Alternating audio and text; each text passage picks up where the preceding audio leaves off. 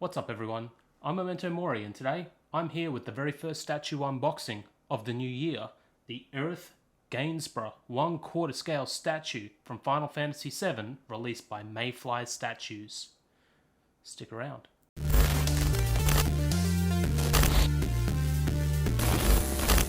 So the Aerith Gainsborough 1/4 scale statue by Mayflies Statues I actually had on pre-order last year. I pre-ordered it somewhere around about the beginning of the year and it only made its way into my collection at the tail end of 2021.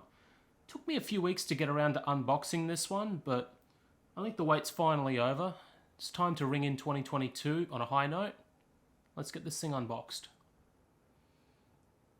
It's an interesting choice shipping it in this soft foam. I haven't actually seen another statue do this.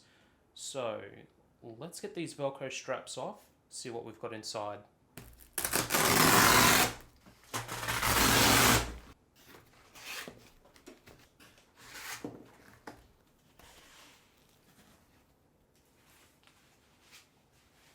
And here we have our first layer, so let's get this cleaned up, see what it all looks like. And here we are with the statue pieces all cleaned up. Let's take a look at what it comes with. Let's start with the base. This is quite nice. I really like all the patterning that they've included here. It's all sculpted in an area for the statue itself of Aerith to key into. All around the base here you can see her flowers. These are the flowers that Aerith is pretty well known for from the video game itself. In Final Fantasy VII, Aerith is a flower girl, and that's where the protagonist, Cloud Strife, meets her. And she grows these flowers in her dilapidated, decayed church, which is out in the Sector 7 slums. So there is some very nice theming that is put together with the base. It's not too obnoxious. It's nice, it's clean, it's tidy. It should suit its companion piece Tifa quite well. Just in case they were worried about any pieces breaking, they include the one solitary flower out on its own. At least they've not skimped too much on the paint. There's some different variations in the tone here, which is quite nice with the yellow and the green. Here you can see Aerith's flower basket. This is really nice. It's all sculpted.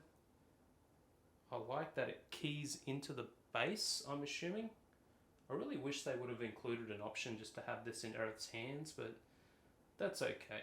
It's quite hefty, so at least it's solid. It's not what I presumed was just going to be hollow plastic. You can definitely see why this is a statue more so than a toy. That's quite nice. Even just the different textures in through the wicker basket itself, they've created a variation with the different tones of paint just to give it some highlights and some shadows, so that's quite nice. As always, when we're ordering statues, the number one thing that is likely to break are fingers and hair.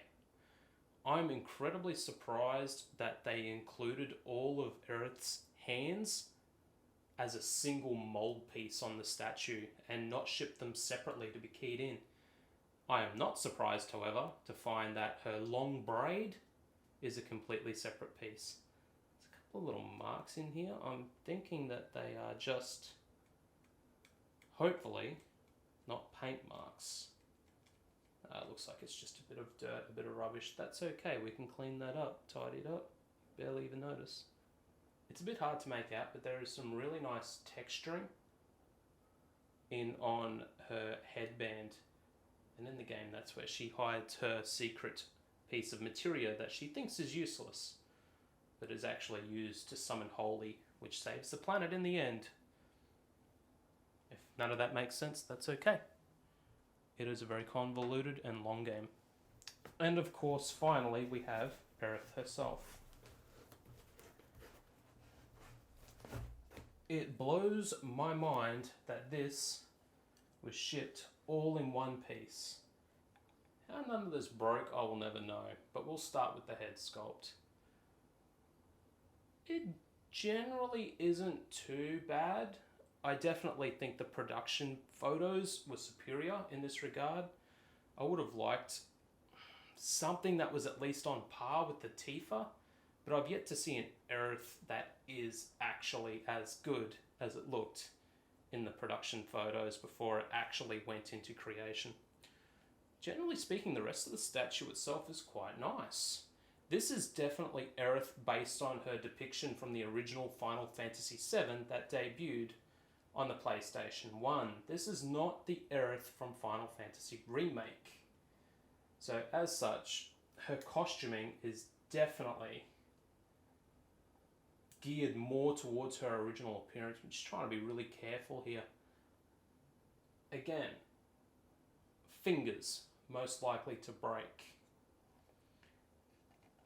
Anything that looks delicate most likely to break. How this did not break in shipping, considering how long the statue took to get here, is beyond me. That's actually really nice. Very, very cool. So the only thing left to do now is put it together. Let's go.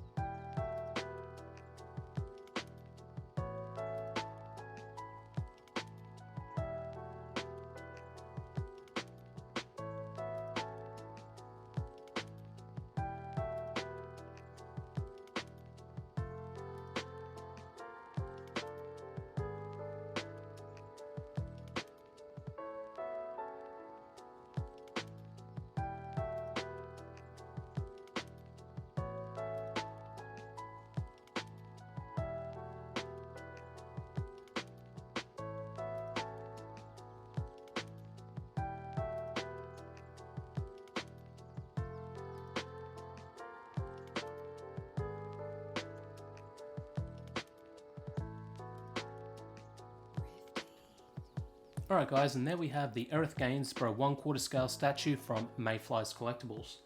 I'm super happy to be adding this one into my collection. While I wasn't the biggest fan of the face sculpt now that I've got it in person, I still think the general pose and the theming around the base more than makes up for its shortcomings.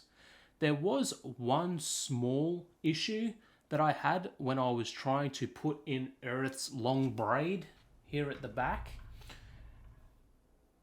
It's that it didn't fit. I actually had to shave it down to size in order to get it into place.